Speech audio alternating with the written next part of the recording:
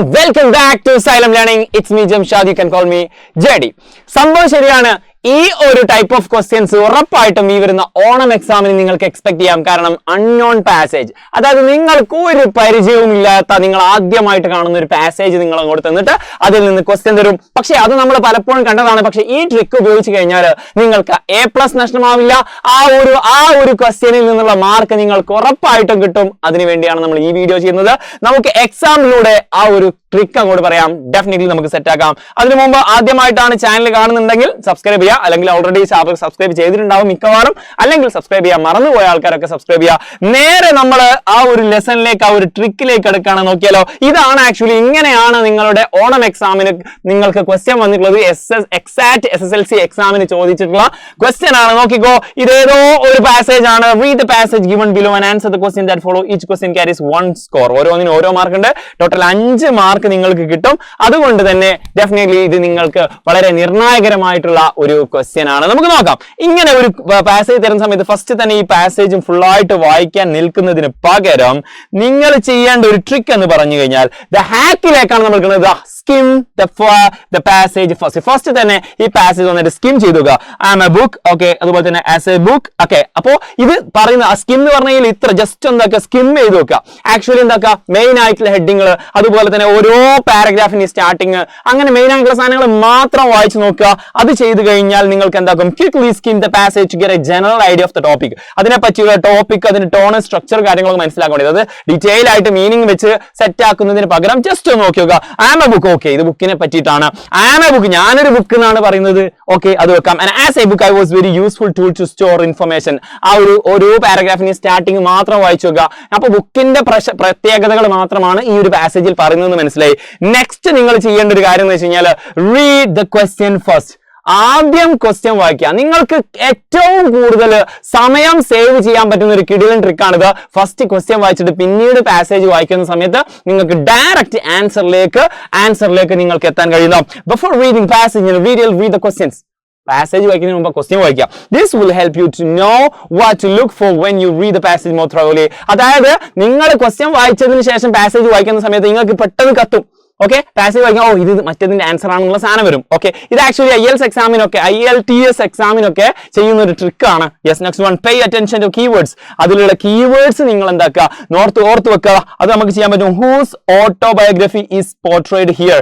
Autobiography എന്നാ പറഞ്ഞത്, ആരോ ഒരാള് അയാളെ തന്നെ പറ്റി പറയുന്നതാണ് ഇവിടെ. അപ്പൊ ഇതിലെ കീവേഡ്, ക്വസ്റ്റ്യനിലുള്ള കീവേഡ് എന്താണ്, ഓട്ടോബയോഗ്രഫി എന്നുള്ളതാണ് ഇതിലെ മെയിൻ ആയിട്ടുള്ള ക്വസ്റ്റ്യനിൽ പറയുന്നത്. അപ്പൊ ഇത് ആരോ ബയോഗ്രഫിയാ, നോക്കിക്കോ, ഐ ആം എ ബുക്ക്. അവിടെ തന്നെ ആൻസർ കിട്ടി, ഞാനൊരു ബുക്കാണെന്ന് പറയാം. അപ്പൊ ബുക്കിനെ പറ്റി ബുക്ക് പറയുന്നതാണ്. സോ ബുക്ക് എന്നുള്ളതാണ് ആദ്യത്തെ ആൻസർ. അപ്പൊ രണ്ടാമത്തെ ട്രിക്ക് കിട്ടിയല്ലോ. ഇനി മൂന്നാമത്തെ trick, yes, next one, active reading. അതിനുശേഷം as you read the passage underline or highlight important details. ചിലപ്പോൾ എന്താക്കും, ഈ ക്വസ്റ്റ്യൻ എല്ലാത്തിനും ആൻസർ ഡയറക്റ്റ് ഇങ്ങനെ കംപ്ലീറ്റ് പാസേജ് വായിക്കാതെ കിട്ടിക്കൊള്ളണമെന്നില്ല. അപ്പോൾ നിങ്ങൾ രണ്ടാമത് വായിക്കുന്ന സമയത്ത്, ലാസ്റ്റ് വായിക്കുന്ന സമയത്ത് എന്ത് ചെയ്യുക, ഇമ്പോർട്ടന്റ് ഡീറ്റെയിൽസിന് അണ്ടർലൈൻ ചെയ്യുക. Like names, date, key ideas ഒക്കെ നിങ്ങൾക്ക് പാസേജിൽ കാണുന്നുണ്ടെങ്കിൽ കാണുന്ന സമയത്ത് എന്താക്കുക, അണ്ടർലൈൻ ചെയ്ത് നിങ്ങൾ പെൻസിൽ ഉണ്ടായിരിക്കും അല്ലെങ്കിൽ പെൻ ഉണ്ടായിരിക്കും, ക്വസ്റ്റ്യൻ പേപ്പറിൽ നിങ്ങൾക്ക് അണ്ടർലൈൻ ചെയ്യാൻ പറ്റും. ആ പാസേജിൽ എന്തെങ്കിലും ഇമ്പോർട്ടന്റ് സംഭവങ്ങൾ ഉണ്ടെങ്കിൽ, ഡേറ്റ്, സ്ഥലത്തിന്റെ പേര്, കാര്യങ്ങളൊക്കെ നിങ്ങൾ വായിക്കുന്ന സമയത്ത് എന്താ ജസ്റ്റ് അണ്ടർലൈൻ ചെയ്തിടുക. ഇത്രയും കാര്യം ചെയ്യുമ്പോഴേക്കും നിങ്ങൾക്ക് പാസേജിൽ നിന്ന് ഒരു നിലക്കും ഒരു മാർക്ക് നിങ്ങൾക്ക് നഷ്ടപ്പെടാത്ത രൂപത്തിൽ നിങ്ങൾ ഹാക്ക് സെറ്റ് ആക്കാൻ പോവാണ്. അപ്പോൾ ഇന്ന് തന്നെ പ്രാക്ടീസ്. ഇതിന് ശേഷം ഒരു പ്രാക്ടീസ് സെഷൻ ഉണ്ട്, നമുക്ക് നോക്കാം. ഓട്ടോഗ്രാഫി ആരുടേതാണ് ഇവിടെ, ഐ ആം എ ബുക്ക്. അപ്പോൾ ബുക്കാണ് ഇതിന്റെ ഓട്ടോബയോഗ്രഫി. ആരുടെ ഓട്ടോബയോഗ്രഫി എന്ന് പറഞ്ഞാൽ book. Why according to the passage book lose their significance and presence. എങ്ങനെയാണ് ബുക്കിന്റെ ആ ഒരു ഇമ്പോർട്ടൻസും പ്രസൻസും ഒക്കെ ഇപ്പോൾ അതെന്തായി പോകുന്നത്, അതിന്റെ ഒക്കെ നഷ്ടപ്പെട്ടു പോകുന്നത്. ഇപ്പോഴത്തെ കാലത്ത് ബുക്കിന്റെ ഇമ്പോർട്ടൻസ് നഷ്ടപ്പെട്ടു പോകുന്നത് എന്തുകൊണ്ടെന്നാണ് ചോദിച്ചത്. ഇനി നമുക്ക് വായിക്കുന്ന സമയത്ത് മനസ്സിലാകും. I am writing my autobiography to tell people about my presence as significant which is getting lose. അപ്പോൾ നമ്മൾ ആ ക്വസ്റ്റ്യനിൽ എന്താക്കി തന്നെ, ആ ക്വസ്റ്റ്യൻ നമുക്ക് നേരെ കണക്ട് ചെയ്യാൻ പറഞ്ഞു. ഇതിന്റെ ആൻസറിലേക്ക് വരുന്നുള്ളൂ. ഡ്യൂ ടു, അവിടെ മുതലാണ് അതിന്റെ ആൻസർ കൊടുക്കുന്നത്. Due to the latest technologies. നമ്മുടെ മൈൻഡിലേക്ക് വന്നില്ലേ, ലേറ്റസ്റ്റ് ടെക്നോളജീസ് വന്നതുകൊണ്ടാണ് ബുക്കിന്റെ പ്രാധാന്യം നഷ്ടപ്പെട്ടുകൊണ്ടിരിക്കുന്നത്. അപ്പൊ രണ്ടാമത്തെ ആൻസർ എന്ത് കിട്ടി, ലേറ്റസ്റ്റ് ടെക്നോളജീസ്. രണ്ടിന്റെ ആൻസർ കിട്ടിയേ. അപ്പൊ നമുക്ക് മൂന്നാമത്തെ ക്വസ്റ്റ്യൻ നോക്കാം. What were the contents of the papers in a book? ഒരു ബുക്കിൽ എന്തൊക്കെ കാര്യങ്ങളാണ് അടങ്ങിയിരിക്കുന്നത് എന്നാണ് ചോദിക്കുന്നത്. ഓക്കെ, യെസ്, ഒരു ബുക്കിലെ പേപ്പറിൽ എന്തൊക്കെയാണ് എന്നാണ് ചോദിക്കുന്നത്. ഇവിടെ നോക്കാം. നമ്മളിങ്ങനെ വായിച്ചു വരുന്ന സമയത്ത് നമുക്ക് ജസ്റ്റ് വായിച്ചു നോക്കാം. I was very useful innovation ആണ്. I was just a collection of random papers ഒന്നല്ല.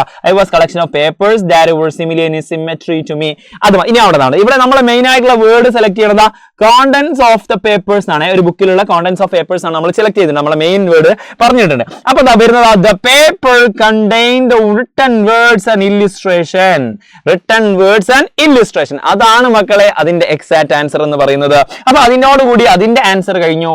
ഇനി അടുത്ത ക്വസ്റ്റ്യനിലേക്ക് കിടക്കാം. ആ 4ാമത്തെ ക്വസ്റ്റ്യനിലേക്ക്, how were books useful to mankind?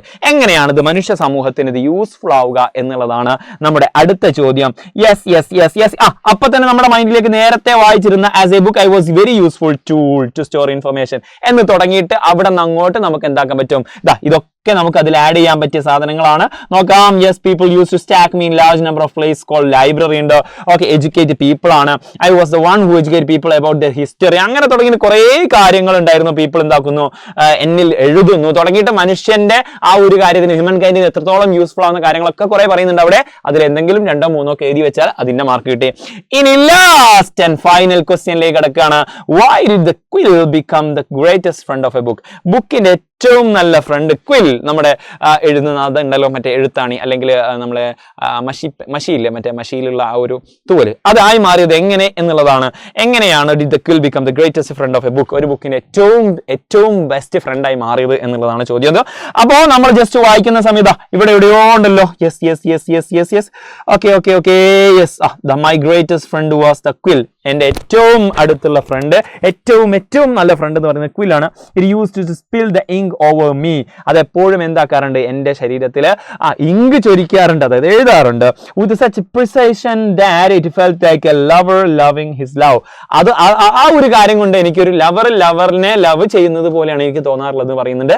അപ്പോൾ ഈ ഒരു വരയിട്ടതാണ് ഇതിന്റെ ആൻസേഴ്സ് എന്ന് പറയുന്നത്. സോ നമ്മൾ ഫസ്റ്റ് ചെയ്യേണ്ട ഒരു കാര്യം, ഇങ്ങനത്തെ ഒരു ക്വസ്റ്റ്യൻ കിട്ടിക്കഴിഞ്ഞാൽ ഈ സ്റ്റെപ്പിലൂടെ, ഈ ഒരു ഹാക്കിലൂടെ നിങ്ങൾ പോയി കഴിഞ്ഞാൽ നിങ്ങൾക്ക് ഈസി ആയിട്ട് ഈ ഒരു പ്രോസസ് നിങ്ങൾക്ക് ക്രാക്ക് ചെയ്യാം. അത് മാത്രമല്ല 5 മാർക്ക് നിങ്ങൾക്ക് നേടുകയും ചെയ്യാം.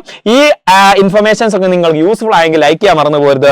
മാത്രമല്ല ഈ ഒരു വീഡിയോ പറ്റിയുള്ള അഭിപ്രായങ്ങൾ കമന്റ് ചെയ്യണം. കൂടാതെ നിങ്ങൾക്കൊരു പ്രാക്ടീസ് നമ്മൾ കൊടുക്കുന്നുണ്ട്. പ്രാക്ടീസ് മേക്സ് പെർഫെക്റ്റ് ആണ്. നിങ്ങളെ ഈ വരുന്ന എക്സാമിന് പെർഫെക്റ്റ് ആക്കി മാറ്റുക എന്നുള്ളതാണ് നമ്മുടെ ലക്ഷ്യം, സൈലത്തിന് ലക്ഷ്യം. അതിനുവേണ്ടി ഒരു പ്രാക്ടീസ് സെഷൻ കൊടുത്തിട്ടുണ്ട്.